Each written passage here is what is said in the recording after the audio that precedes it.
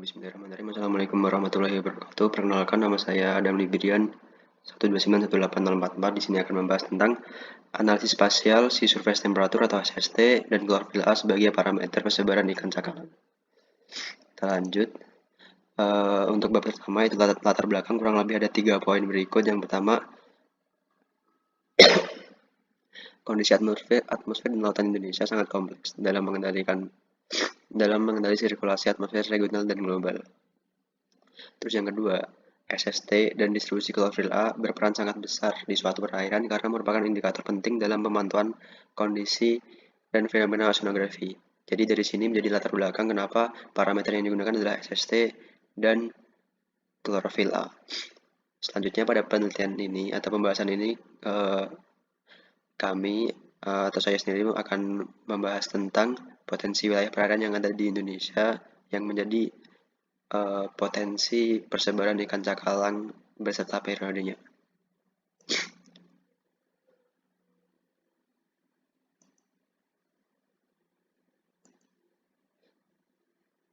Selanjutnya yaitu tujuan. Pada penelitian kali ini memiliki kurang lebih 3 tujuan. Yang pertama, menentukan hasil pengolahan klorofil A dan SST dari Google Earth Engine, terus dilanjutkan dengan pengolahan menggunakan ArcMap atau ArcGIS. Terus yang kedua, mengidentifikasi persebaran ikan cakalang di perairan baradaya Pulau Sumatera, atau lebih spesifiknya di bagian barat dari Sumatera Utara.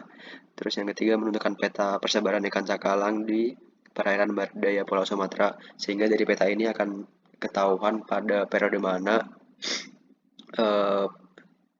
potensi ikan cakalang itu meningkat.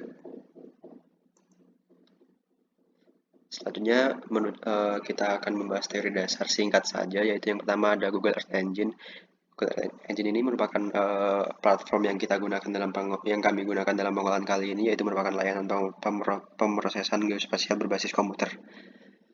Nah, di sini Google Earth Engine merupakan platform yang sangat mudah untuk digunakan tentunya, karena hanya membutuhkan koneksi internet yang stabil aja. Terus selanjutnya ada SST atau Sea Surface Temperature. Di sini singkatnya adalah nilai dari suhu permukaan laut. Terus ada klorofil A. Klorofil A adalah suatu zat pigmen fotosintesis yang paling penting bagi tumbuhan yang ada di perairan, khususnya fitoplankton. Terus yang keempat ada ikan cakalang sendiri, atau ikan ini lebih familiarnya disebutnya kayak ikan tongkol. Di sini maksud SST di sini dan klorofil di sini merupakan SST optimal sebagai parameter hidup dari ikan cakalang sendiri, yaitu di kisaran 26 hingga 32 derajat Celcius, dan kelimpahan klorofilnya di sekitar 0,1 hingga 0,22 mg per meter kubik. Terus lanjut ke metodologi. Jadi kurang lebih dalam pengolahan ini ada 3 tahap utama, yaitu yang pertama ada download dan proses pengolahan datanya di Google Earth Engine.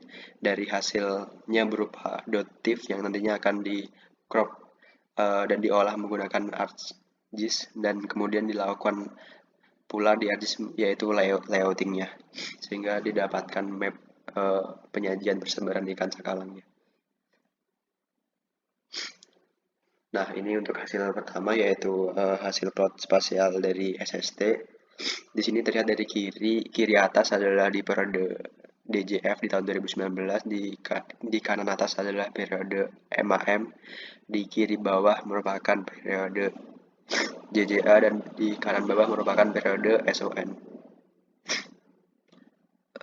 Di pembahasan kali ini di sini karena nilai optimumnya 26 hingga 32, di sini terlihat pada periode SON merupakan suhu optimum untuk persebaran ikan cakalang, sehingga di sini dapat diindikasikan potensi persebarannya banyak. Berbeda dengan MAM yang suhunya relatif terlalu besar, sehingga kurang optimal sebagai persebaran ikan cakalang. Nah, ini untuk pembahasannya. Nah, di situ terlihat nilai SST secara keseluruhan pada periode MAM memiliki nilai yang lebih tinggi jika dibandingkan dengan periode yang lain. Hal ini disebabkan karena pada periode MAM merupakan peralihan musim dari musim timur ke musim barat, sehingga berpengaruh pada nilai SST-nya. Nilai SST secara keseluruhan pada periode JJA memiliki nilai yang lebih tinggi jika dibandingkan dengan DJF. Hal ini disebabkan pada periode JJA memiliki curah hujan yang lebih rendah. Secara tahunan atau pada tahun 2019 khususnya, di perairan ini terlihat pada periode SON memiliki kondisi SST yang optimum untuk persebaran ikan cakalang, sedangkan pada periode MAM ya merupakan periode yang paling tidak optimum atau kurang optimum karena memiliki nilai SST yang terlalu tinggi. Selanjutnya ini untuk hasil pengolahan klorofil secara kualitatif bisa terlihat secara keseluruhan hampir semuanya berwarna biru yang menandakan nilai klorofilnya pada daerah ini tuh rendah pada tahun 2019 di semua periode. Namun jika diperhatikan di bagian pesisirnya, di sini pada periode DJF dan MAM memiliki konsentrasi yang optimum, di mana berkisaran di sekitar 0 hingga 2 mg per meter kuadrat. Di sini pada periode JJA terlihat nilai konsentrasinya relatif terlalu rendah sehingga ini merupakan kondisi periode yang kurang optimum dalam mengindikasikan persebaran ikan cakalang. Sedangkan pada periode SON ini terlihat hasil citranya juga banyak yang kosong, yang artinya pada proses pengambilan datanya banyak data yang tertutupi oleh awan pada citra satelitnya. Pada gambar ini juga terlihat pada perairan barat Sumatera Utara pada tahun 2019. Dilihat dari syarat hidup ikan cakalang, nilai optimal untuk limpahan klorofil yang mendekati 2 atau secara kualitatif sama dengan warna kuning di peta. Jika kita kembali, warna kuning di peta itu ada di bulan di periode DJF dan MAM.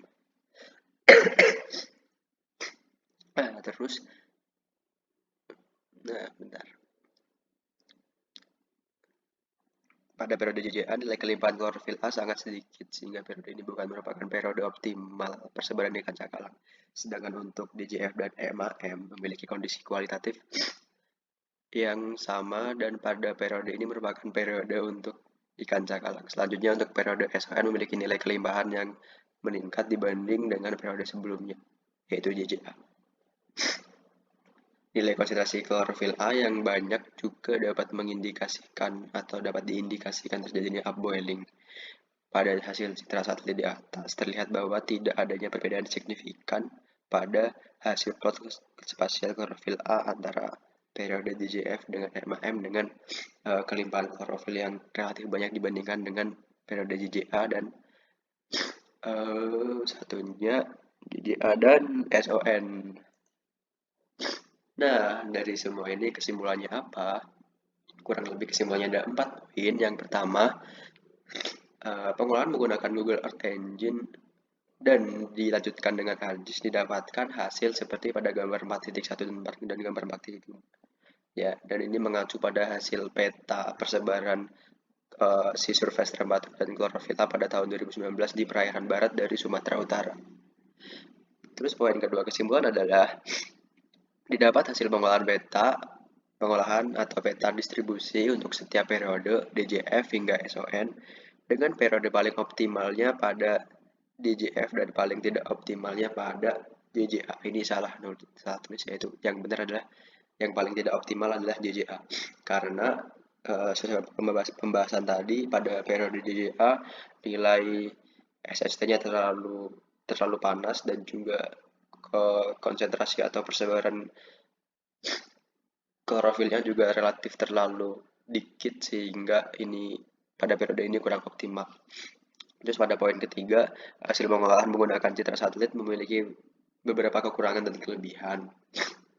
Terdapat keterkaitan antara SST dan kelimpahan klorofil yang memiliki hubungannya, yaitu jika SST-nya menurun artinya di sini keterkaitan klorofil A dengan SST adalah berbanding terbalik, di mana saat klorofil A meningkat, SST-nya menurun, begitupun sebaliknya. Hal ini dikaitkan dengan peristiwa upwelling, di mana pada saat peristiwa upwelling, nilai klorofil A akan melimpah, yang artinya itu ada perpindahan massa dari perairan dalam, sehingga suhu air laut di permukaan merupakan suhu air laut dari kedalaman di bawahnya sehingga suhunya relatif turun, tapi nilai klorofilnya semakin meningkat. Terus yang keempat, parameter oceanografi utama yang berpengaruh langsung pada persebaran spasial untuk SST dan klorofil adalah angin dan laut dan arus laut itu sendiri. Nah, ini untuk terakhir ada kurang lebih ada 1, 2, 3, 4. Ada 6 daftar pustaka. Oke, baik. Sekian dan terima kasih.